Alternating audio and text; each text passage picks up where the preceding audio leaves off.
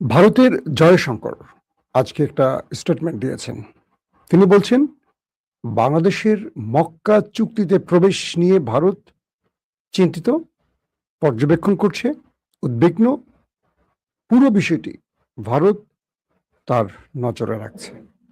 কি আসলে তিনি কি ইঙ্গিত করলেন এই বিষয়টি? পাশাপাশি বিভিন্ন বিশ্লেষকরা বলছেন আগামী এক যুগের মধ্যে হতে পারে ৫ থেকে ১০ বছরের মধ্যে বাংলাদেশে ভারতের বড় আগ্রাসন বা যুদ্ধ শুরু হতে পারে। কিসের ভিত্তিতে তথ্যটি দিলাম আপনাদেরকে? সেই বিষয়টি আপনাদের কিছু তথ্য দিতে চাই। অন্যদিকে বাংলাদেশ, তুরস্ক, পাকিস্তান, সৌদি আরব ৪ দেশের মধ্যে সামরিক চুক্তি হতে যাচ্ছে। অর্থাৎ বাংলাদেশ ৩ দেশের এই ব্লকে প্রবেশ করতে পারে এইরকম আশার কথা শোনা যাচ্ছে।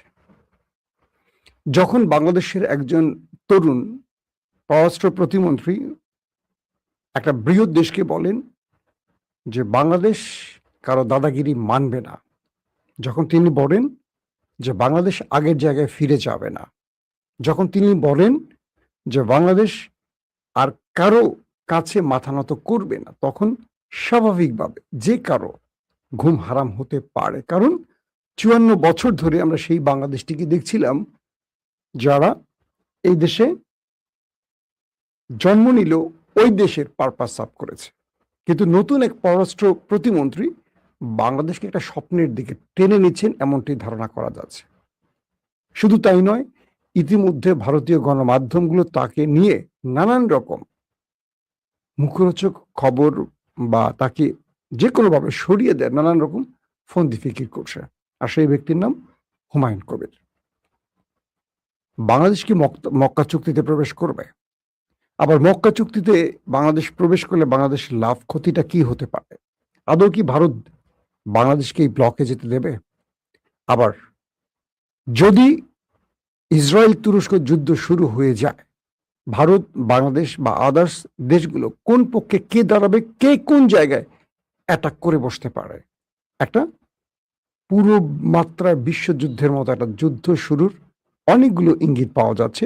সেই বিষয়গুলো একটা একটা করে আপনাদের বলার চেষ্টা করব। আমাদের রণধীর জয়সওয়াল, আপনারা জানেন, যিনি ভারতের পররাষ্ট্র মন্ত্রণালয়ের মুখপাত্র।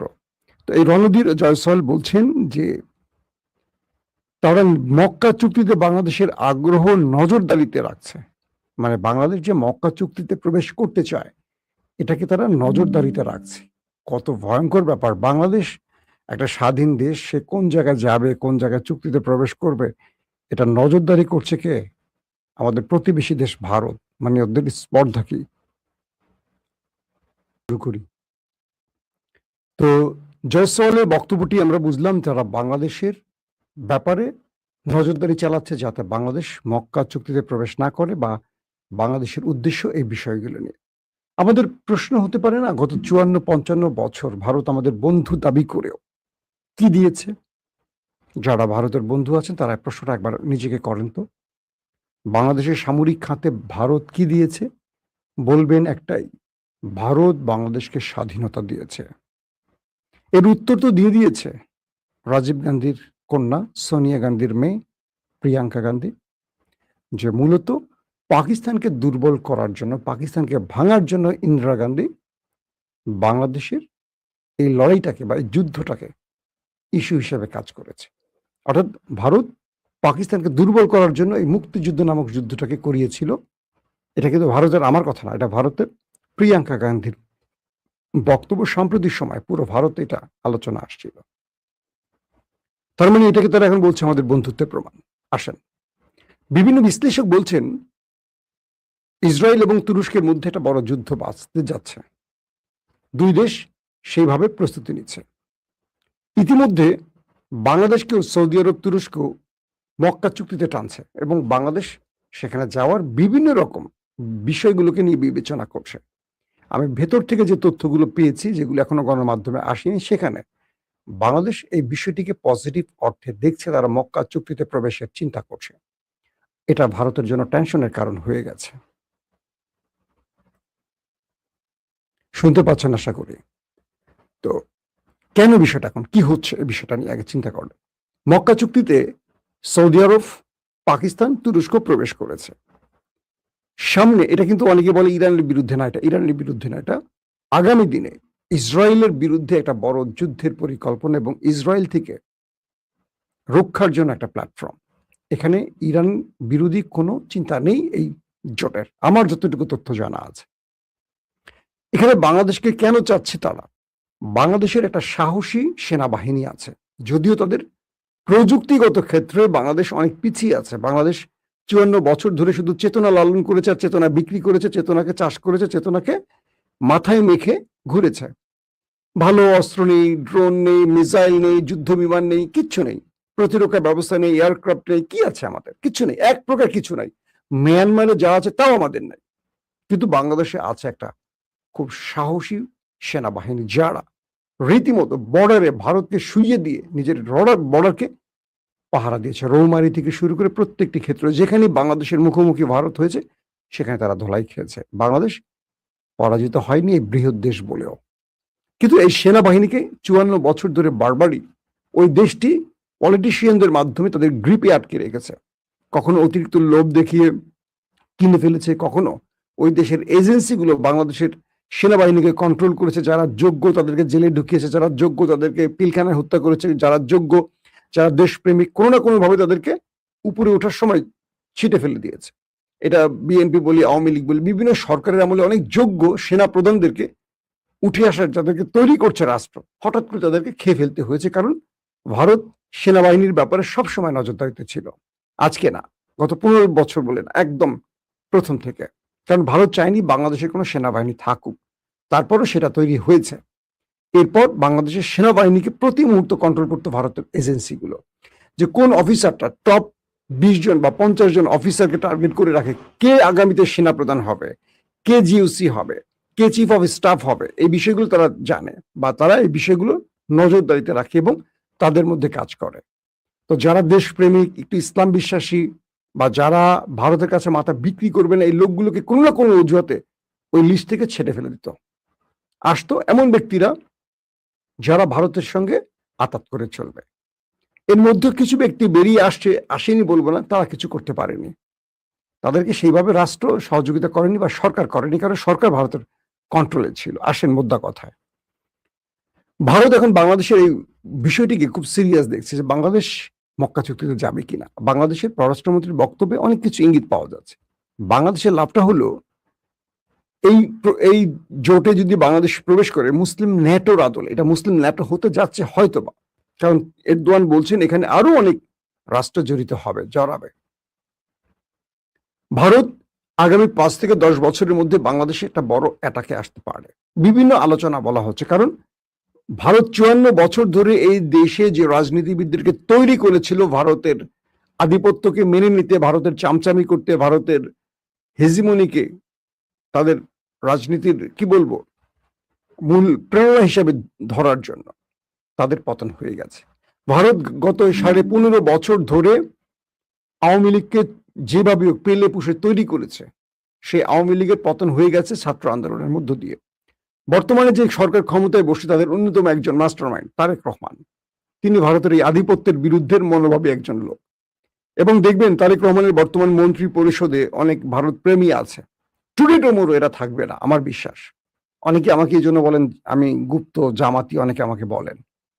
আগে একটু বলে নেই, বিএনপিতে দুটো ফর্মুলা আছে, একটা হলো ভারত ঘেঁষা, একটা হলো ইসলাম ঘেঁষা। যদি তুরস্ক এবং ইসরায়েলের মধ্যে যুদ্ধটা শুরু হয়, সেক্ষেত্রে বলা হচ্ছে ভারত পাকিস্তান অ্যাটাক করে বসবে। কারণ তুরস্ককে যারা সহযোগিতা করবে, অন্যতম দেশের মধ্যে পাকিস্তান একটি দেশ। একই সময় আমেরিকা ইরানে আবারও অ্যাটাক করে বসবে। পাশাপাশি বাংলাদেশ ভারত দ্বারা আক্রান্ত হবে। অর্থাৎ ইসরায়েল তুরস্কের সাথে যুদ্ধে জড়িয়ে পড়লে তুরস্ককে যারা সাহায্য করতে পারে, প্রতিবেশী দেশগুলো তাদের সাথে অ্যাটাকে জড়িয়ে যাবে। সেম পাকিস্তানকে বিজি করবে ভারত, ইরানকে বিজি করবে আমেরিকা, পাশাপাশি ভারতের একটা অংশ বাংলাদেশকে বিজি রাখবে। যদিও বাংলাদেশ তুরস্ককে সাহায্যে হয়তো এগিয়ে আসবে না, কিন্তু যেহেতু শেখ হাসিনা বাংলাদেশে নেই, আবার তারেক রহমান সরকারের যে চিন্তা চেতনা বা তার যে বক্তব্য বা তার বর্তমান প্রেক্ষাপট আপনারা যা দেখছেন হয়তো এটা থাকবে না। তারেক রহমান তার অবস্থাটাকে তৈরি করছেন ধীরে ধীরে। এই মুহূর্তে যে চয়েসগুলো তিনি রাষ্ট্রে দেখাচ্ছেন হয়তো থাকবে না, কারণ তাকে যতটুকু দেখেছি, যতটুকু তাকে নিয়ে আমার জানাশোনা ব্যক্তিগতভাবে, তিনি এই প্রক্রিয়া রাষ্ট্র চালানোর ব্যক্তি নন। বর্তমান বিএনপি দুরবস্থা নিয়ে আমরা অনেক কথা বলছি, আমাদেরকে দুরবস্থার বক্তব্য তোলার জন্য অনেকে অনেক রকম তকমা দিচ্ছেন, যেটা বলছিলাম আর আটকে গেল। তো বিএনপির দুটো ফরম্যাট আছে, একটা হলো ভারত ঘেঁষা, আর একটা হলো ইসলামপন্থী দেশপ্রেমিক। তো আমরা যারা ইসলাম পক্ষের এবং দেশপ্রেমিক গ্রুপের লোক, আমাদের কাছে বাংলাদেশ ফার্স্ট, তাদেরকে দেখবেন গুপ্ত জামাতি বলা হচ্ছে। কারা বলছে? ওই গ্রুপটি, প্রথম আলো, ডেইলি স্টার, বাম, রামপন্থী বিএনপিরা, এবং আওয়ামী লীগ তো আছে সঙ্গে। এবং এই পুরো প্ল্যানটা কিন্তু দিল্লি এবং তার ন্যারেটিভ উৎপাদনকারী গণমাধ্যমরা, এই দেখবেন জামাতি, গুপ্ত, এই শব্দগুলো বলছে। বিএনপির মধ্যে অনেকেই আতঙ্কিত এখন, যে যারা একটু ইসলাম পক্ষের তারা ভয়ে কথা বলছে না, যারা একটু ভারত বিরোধী তারা চুপচাপ থাকছে। এই ভারত নিয়ে কথা বললে তো আমাকে জামাতি বলবে, গুপ্ত বলবে, কারণ ভারত ইস্যু তো বিএনপি না, এটা একমাত্র জামাতের। সেটা কি এরকম? অবশ্যই নয়। কিন্তু আমাদের কাছে এগুলো ধর্তব্যের না। আপনি আমাকে আওয়ামী লীগ বলেন, জামাত বলেন, এনসিপি বলেন, তাবলিগি বলেন, হেফাজতি বলেন, বিএনপি বলেন, কিচ্ছু যায় আসে না। আমার কাছে রাষ্ট্র সবার আগে। কারণ কোনো দল থেকে তো আমি এটা নেব না, কোনো দল থেকে তো কোনো পদ নেব না, কোনো দল থেকে তো রাষ্ট্রের গুরুত্বপূর্ণ পদও নেব না, কিচ্ছু নেব না।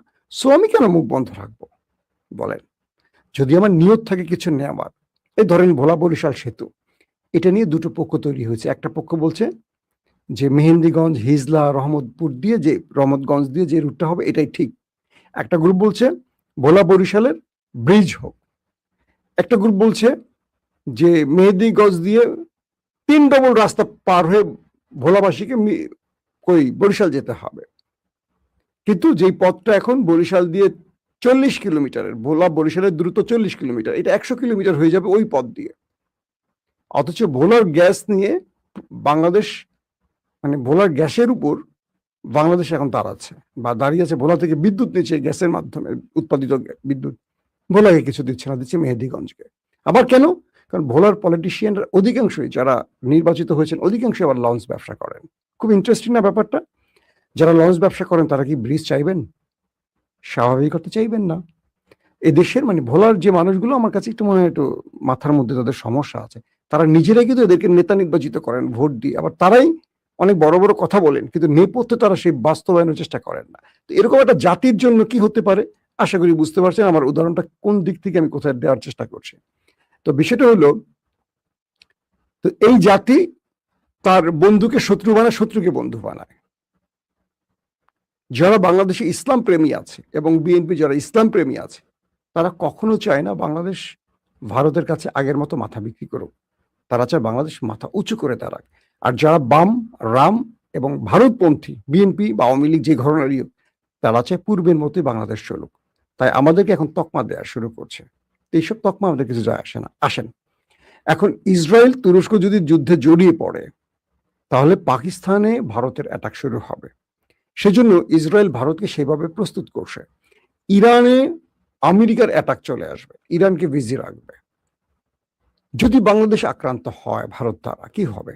যেহেতু শেখ হাসিনা বাংলাদেশে নেই, তারেক রহমান ভারতকে এখনো, মানে কি বলবো, ওই চোখে দেখছে না, ভারতীয় চোখে। তারেক রহমান দেখছে বাংলাদেশ ফার্স্ট নীতিতে, মানে ভারতকে, অর্থাৎ আগে বাংলাদেশ পরে ভারত। এবং পররাষ্ট্র প্রতিমন্ত্রী আমাদের হুমায়ুন কবিরের যে বক্তব্যগুলো পাচ্ছি, যে পূর্বের সেই ব্যবস্থায় বাংলাদেশ ফিরে যাবে না, সেই নতজনের সিস্টেমে বাংলাদেশ ফিরে যাবে না, বাংলাদেশ কারো আধিপত্য মেনে নেবে না, এই যে কথাগুলো বলছে, এতে করে ভারতের দিল্লিতে ভূমিকম্প হয়ে যাচ্ছে। আল্লাহ ভালো জানে হুমায়ুন কবির ভাই কয়েকদিন ঠিক থাকতে পারে। আমি তাকে ব্যক্তিগতভাবে চিনি, খুব পছন্দ করি, দেশপ্রেমিক একজন লোক। দায়িত্ব নিয়ে বলছে হুমায়ুন ভাইয়ের ব্যাপারে, খুবই ভালো, অনেস্ট, দেশপ্রেমিক। তো বিষয়টা কি দাঁড়ালো? বাংলাদেশকে 5-10 বছরের মধ্যে বড় কোনো অ্যাটাক করতে পারে ভারত। তাহলে এই পরিকল্পনাটি মাথায় নিয়ে বাংলাদেশকে প্রস্তুতি নিতে হবে আগামী সময়ের জন্য। আবারও শুরু হচ্ছে, আমি লম্বা করবো না লাইফটাকে। এটাকে মাথায় নিয়ে বাংলাদেশকে রেডি হতে হবে যে ভারত আগামী 5-10 বছরের মধ্যে আমার দেশে আক্রমণ করতে পারে। তাহলে বাংলাদেশ কি করবে? এই চুক্তিতে, মক্কা চুক্তিতে দ্রুত প্রবেশ করতে হবে। কারণ মক্কা চুক্তিতে বলা আছে যে এই দেশে নেটোর মতো, যে বাংলাদেশে আক্রমণ করলে তুরস্ক, পাকিস্তান, সৌদি আরব এটা তাদের নিজেদের আক্রমণ হিসেবে বিবেচিত হবে। তার মানে তুরস্ক, পাকিস্তান ও বাংলাদেশের পাশে দাঁড়াবে। বাংলাদেশকে রক্ষার এখন একমাত্র পথ হলো চীন, পাকিস্তান, তুরস্কের মতো শক্তিশালী দেশের সাথে সম্পর্ক সৃষ্টি করা। পাশাপাশি মক্কা চুক্তিতে বাংলাদেশ প্রবেশ করলে সৌদি আরব নামক যে দেশটি আছে, অডেল টাকার পাহাড়, এদের টাকায় বাংলাদেশের সেনাবাহিনী আরো আপগ্রেড হবে, আরো আধুনিক অস্ত্র পাবে। পাকিস্তানকে বলতে হবে যে এই চুক্তিতে আমরা প্রবেশ করবো, একটা চুক্তি শর্ত আছে, কি তোমাদের 20টা নিউক্লিয়ার আমাদের দেশে শুধু বসায় রাখো। পাকিস্তানের যে 150 নিউক্লিয়ার আছে, এখান থেকে 150 জন্য বাংলাদেশে রাখা হয় এবং পাকিস্তানি সেটা মেনটেনেন্স করবে। বাংলাদেশকে মাথায় রাখতে হবে, যেহেতু ভারত তার সবচেয়ে প্রিয় পাত্রী শেখ হাসিনাকে হারিয়েছে, ভারত 54 বছর ধরে বাংলাদেশে যে ইনভেস্ট করেছে এবং এই দেশ কন্ট্রোলে রাখার জন্য যা যা করেছে, 24শে জুলাই আন্দোলন সেই ভারতের পুরো পরিকল্পনা ধ্বংস করে দিয়েছে। বাংলাদেশ আগামীতে পেছনে ফিরে যাবে না। বাংলাদেশে বিএনপির পরবর্তী যদি বিএনপি ক্ষমতা না থাকে, আসবে জামাত। কেউ মানে না মানে কাগজে লিখে রাখেন। এবং জামাত বিএনপি যদি ঠিক থাকে, তাদের মধ্যে যদি ফাটল না ধরে, আওয়ামী লীগ বাংলাদেশে কখনো ক্ষমতা আসবে না। তো এটা কাগজে লিখে রাখেন। অনেকে আমাকে বলেন আপনি জামাতের পক্ষে অনেক সময় কথা বলেন। আমি কেন বলি জানেন? আমি বাংলাদেশে আওয়ামী লীগ আসুক এটা চাই না, বাংলাদেশের ভারতপন্থী, রামপন্থী, বামপন্থী আসুক চাই না। তাই আমি সবসময় মনে করি বিএনপির যে ভ্যানগার্ড জামাত, বিএনপি আর জামাতকে আমি এক পরিবারের দুই ভাই মনে করি। এটা আমার ওপিনিয়ন বা আমার বক্তব্য বা এটা আমার ধারণা, অ্যাজাম্পশন, যেটাই বলেন না কেন। আপনারা অনেকেই বিএনপির লোকেরা জামাতকে গালিগালাজ করেন, আমি করি না। আমি বিএনপিকেও গালি দিতে দেই না, জামাতকেও গালি দিতে পছন্দ করি না। কারণ কি, 15-16 বছরে এই দুইটা দলকে আমি খুব কাছ থেকে দেখছি। তাই আমি চাই দুটো দলের মধ্যে ঐক্যটা থাকুক। এতে আপনি আমাকে জামাতি মনে করেন বা বিএনপি মনে করেন, যা মনে করেন, কিচ্ছু যায় আসে না। কেন? বিএনপি জামাত যতদিন এক থাকবে, আওয়ামী লীগ আসবে না, ভারত আসতে পারবে না। আর বিশেষ করে তারেক রহমান যদি চেয়ারে থাকেন, আমি বিশ্বাস করি ভারতের স্বপ্ন বাংলাদেশে পূরণ হবে না। এখন হয়তো অনেকে তারেক রহমানের সমালোচনা করবেন, কারণ তারেক রহমান একটা চুক্তিতেই দেশে প্রবেশ করছে। তাকে তার জায়গা তৈরি করতে হলে অনেক সময় নিয়ে কাজ করে একটা জায়গায় বসতে হবে। কারণ এখনো বিএনপির বিশাল একটা ভারত প্রেমীরা এই সরকারে আছে, যাদেরকে তারেক রহমান চাইলে একদিনে সরাতে পারবেন না, সময় নিতে হবে তাকে। একদিনে সরাতে গেলে তার বাবার পরিণতি হতে পারে তাকে। তিনি অনেক কৌশলে কাজ করছেন। 1, 2, বাংলাদেশকে ভারতের বিরুদ্ধে যুদ্ধ নয়, বাংলাদেশের শান্তির জন্যই সামরিক বাহিনীকে আরো শক্তিশালী করতে হবে। কারণ বাংলাদেশ যদি শক্তিশালী হয়, ভারত আগাবে না। বাংলাদেশ যদি দুর্বল হয়, ভারত বাংলাদেশে অ্যাডভেঞ্চার করবে। পাকিস্তানের সাথে একটা চুক্তি করতেই পারে, যদি এই মক্কা চুক্তিটি হয়ে যায়। তুরস্ক আমাদের আপগ্রেড অস্ত্র দেবে, সামরিক অস্ত্র দেবে। পাকিস্তান প্রয়োজনে কিছু মিসাইল আমাদের দেশ, অর্থাৎ কি বলবো, নিউক্লিয়ার আমাদের দেশে সেট করে রাখতে পারে, যে তোমাদের সামরিক চুক্তি হলে এটা হতেই পারে। যেমন ন্যাটোর নিউক্লিয়ার তুরস্কে আছে, ন্যাটোর নিউক্লিয়ার, বুঝছেন, আমেরিকার নিউক্লিয়ার তুরস্কে আছে। এটা তুরস্কের তৈরি নয়, এটা ন্যাটোর তুরস্কে আছে মার্কিন বেজে। তো এরকম পাকিস্তানের বা তুরস্কের বা চীনের বেজ বাংলাদেশে তৈরি হতেই পারে। তখন কি ভারত সাহস করবে? করবে না। তো বড় দেশগুলোকে কখনো কখনো এভাবেই শায়েস্তা করা যায়। যেমন ধরেন উত্তর কোরিয়া, আমেরিকার প্রধান শত্রু মনে হলেও আমেরিকার দেশটিকে ঘাটে না। কারণ কি, তার হাতে সবকিছু আছে, নিউক্লিয়ার এবং মিসাইলের ভান্ডার সাম্রাজ্য। আজকে যদি ইরানের হাতে নিউক্লিয়ার থাকতো, ইসরায়েল আমেরিকা সাহস করতো না। দেখেন পাকিস্তানে কেউ সাহস করে না, কারণ কিছু থাকুক আর না থাকুক, নিউক্লিয়ার আছে। তো বিষয়টা হলো বাংলাদেশকে তার সার্বভৌমত্ব বা মানচিত্রকে ধরে রাখতে হলে অনেক বড় পরিকল্পনা করে এগুতে হবে। যেই সরকারি কাজটি করবে, জনগণ তার পক্ষে থাকবে, মাথায় রাখবেন। প্রথম আলো ডেইলি স্টার যার বিরুদ্ধে নিউজ করবে, মনে করবেন সেই দেশের প্রেমিক, দেশপ্রেমিক, সে দেশের পক্ষে আছে। যারা এটা বোঝেন তো বোঝেন, যারা না বোঝেন তারা এখন যা করেন করতে পারেন, আপত্তি নাই। তো এখন বাংলাদেশকে অনেকগুলো চ্যালেঞ্জ মোকাবেলা করতে হবে। মক্কা চুক্তি শুধু প্রবেশ না, বাংলাদেশকে তার প্রতিবেশীদের সাথে, আমরা চাই বাংলাদেশের সাথে ভারতের সম্পর্ক ভালো থাকুক, কিন্তু ভারতের ওই পরামর্শ নিয়ে যাবে না, তুমি নিউক্লিয়ার কিনো না, তুমি ওইটা করো না, তুমি J-10C কিনো না, 17 থান্ডার এনো না, তুর্কি ড্রোন কিনো না। ভারতের ওই পরামর্শ নেওয়া যাবেই না। বাংলাদেশের সেনাবাহিনীকে বিশ্বমানের করতে বাংলাদেশ সরকারকে যা করা সব করবে। ভারতের কোনো প্রেসক্রিপশন নেওয়া যাবে না। হ্যাঁ, ভারতের সাথে আমাদের কি হতে পারে, সীমান্তের বিষয়গুলো, তিস্তা বিষয়গুলো, পানির সুষম বন্টন কেন্দ্রিক, আমাদের দুই দেশের মধ্যে বন্দি বিনিময় ইস্যুতে, জলবায়ু ইস্যুতে, আমাদের যে খাদ্য ঘাটতি পূরণের বিষয়গুলোতে বন্ধুত্ব থাকবে ভারত। ভারত আমাদের বন্ধু রাষ্ট্র। আমরা ভারতের শত্রু নই। কিন্তু ভারত যদি ডমিনেট করতে চায়, ভারত যদি মনে করে পুতুল রাষ্ট্রপ্রধান বসিয়ে সারা জীবন কন্ট্রোল করবো, এটা সিকিম বানাবো, হায়দ্রাবাদ বানাবো, আমরা এটাকে মানব না। তাই তারেক রহমান সরকারের কাছে কিছু দাবি থাকবে যে আমরা জনগণ আপনার পাশে আছি। কে কি বললো সেটা নিয়ে আমাদের কিচ্ছু যায় আসে না। আপনি সঠিক পথে আছেন এখনো বিশ্বাস করি। পররাষ্ট্রনীতির ক্ষেত্রে আপনার সিদ্ধান্তগুলো আমরা সেলুট জানাচ্ছি। যারা শত্রুতা করে 15 বছর এই দেশের মানুষের উপর জুলুম করেছে, যেই দেশ একটি অবৈধ শাসককে বসিয়ে রেখেছে, সেই দেশ আমাদের বন্ধু হতে পারে না।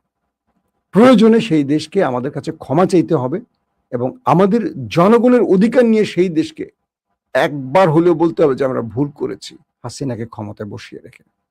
আমরা বাংলাদেশের বন্ধু হতে চাই সমতার ভিত্তিতে। যখন ভারত এই কথাটি বলবে আমরা ভারতের দিকে হাত বাড়িয়ে দেব, নতুবা নয়। আল্লাহ হাফেজ।